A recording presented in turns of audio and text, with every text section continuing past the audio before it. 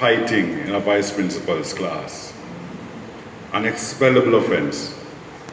Instead of expelling or even caning me, Mr. Barnett sent for my mother. He told her in my presence that I had to either shape up and live up to my potential or ship out. My mother cried, and that hurt more than any caning or even any expulsion.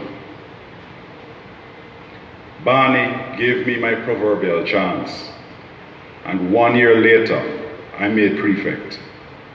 2 years later, head boy. Today, I'm an attorney. Mr. Barnett was a master builder and shaper of young minds. He knew what worked, and he used it not only on me and my brother, who is also Wolmerian, but on every other student who passed through his hands, including my sister, who he taught at Knox. He taught us to be principled in our dealings, but fair, pure, and honest in our approach. Mr. Barnett was a second father to those of us lucky enough to have one in our lives. And for those of us who were not so far fortunate, he was our only father. From this position, he taught and fostered gentility and a nobility of spirit when hooliganism was the order of the day.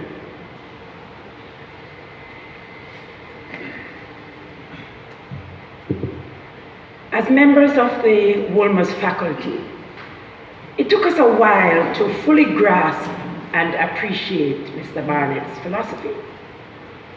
What we saw was a rude, undisciplined student that you sent to the principal coming right back in your class with a mere apology. When you went to complain to Mr. Barnett afterwards, his gentle response would be something like this: "When I put this boy out of school, what will become of him? Isn't it better that he stays here where we can guide him?"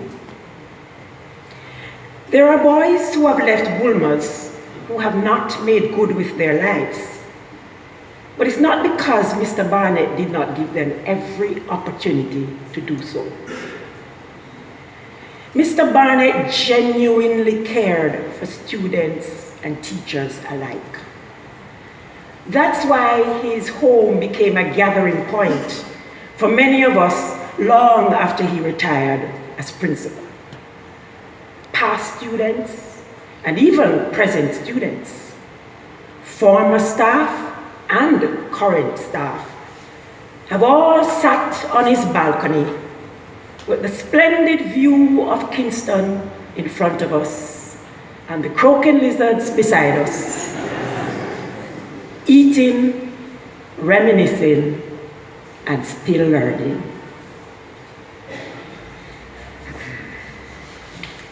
I know I speak for every member of the Wolmerian family when I say thank you, Mr. Barnett, for in the words of a past student who recently wrote a tribute, "You inspired in your every gesture and did not ever have to lord your power over us.